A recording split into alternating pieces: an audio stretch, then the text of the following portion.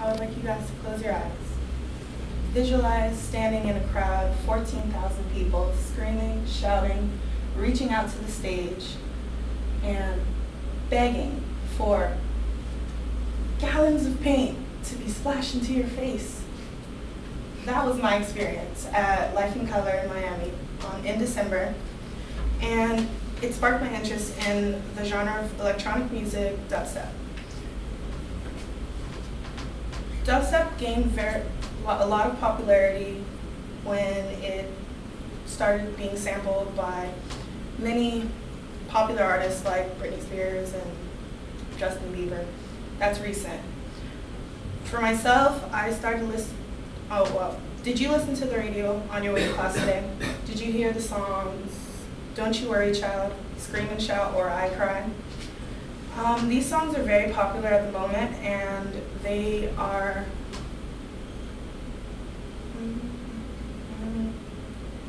they have a dubstep quality to them, and they feature artists that aren't technically dubstep oriented, like Britney Spears or Flo Rida. I don't think of them when I think of dubstep, but they're using the samples now to make their music more popular.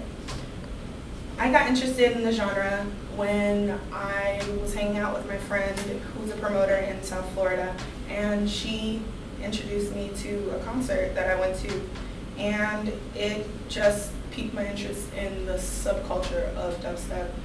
There's so much nice people there, and it's a whole different world there. I'm going to be talking to you about the history of dubstep, the business aspects of dubstep, and the environment at a dubstep concert. To begin, I would like to give you a brief history of dubstep. It came from a town named Croydon in South London. It was basically an underground subculture where people would go to warehouses and garages and listen to music that DJs and promoters would put on so that they could introduce you to the genre. Dubstep is a mix of two-step, which is a 90s form of, or a 90s genre in London, mixed in with reggae and hip-hop. It's characterized by a wobble bass line, and it has a clear-cut formation with a bass drop.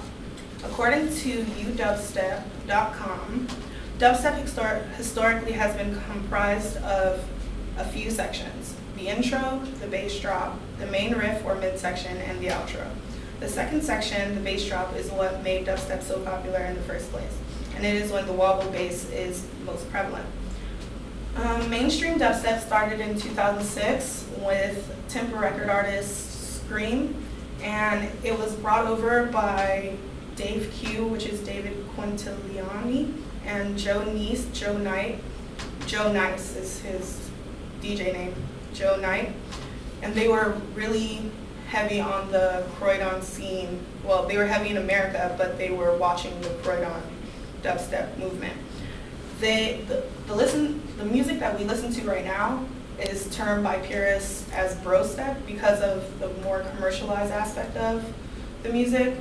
And personally, I like all kinds of dubstep, so I don't have an opinion on that.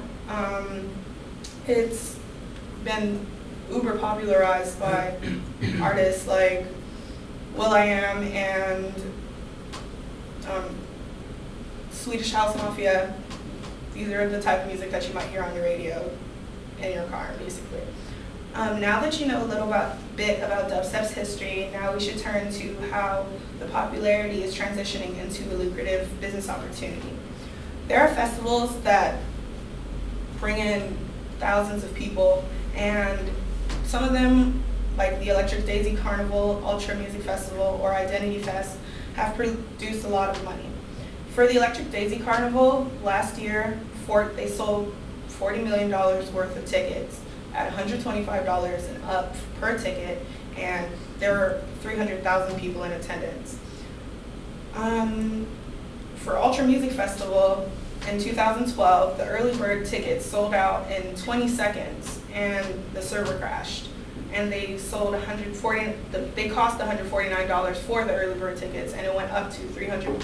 They went up to $300 for general admission, and they sold out in a month ahead.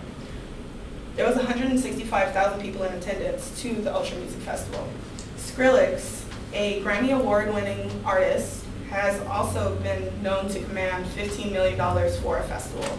And most of these festivals charge for the most normal of things like water, which is a safety measure, and you pay upwards of $8 just for a bottle of water. Finally, I will be telling you about the environment of a dubstep festival. There are a lot of elements that are infused into the events for entertainment and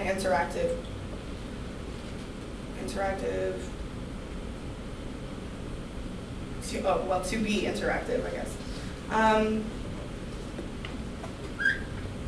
One of the bases of a concert could be illicit drug use, and expression of identity is one of the crucial matters at a concert. Drug use, like Molly, which is a slang term for the drug MDMA, which is an acronym for methyldioxymethamphetamine, or ecstasy, is a psychoactive drug that plays on your serotonin receptors, which are your feel-good receptors, and they cause you to have a sense of euphoria. There is a high atmosphere of self-expression where you can see a girl walking by in a G-string and a bra, or you can see a guy walking by in a horse hat, or not a horse hat, a horse mask with a leotard on. It's all based on how you feel like going into the event.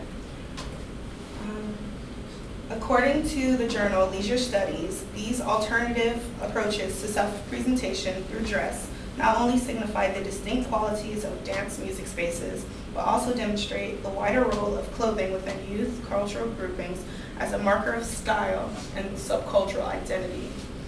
The dubstep era is here now and growing with intensity right in front of us. To conclude today, I hope that you learned a little bit about the music genre dubstep and how it came to popularity. I told you about the history, the business aspect of the genre, and the environment of the events. So hopefully when you hear the wobble start, you'll wait for the bass to drop.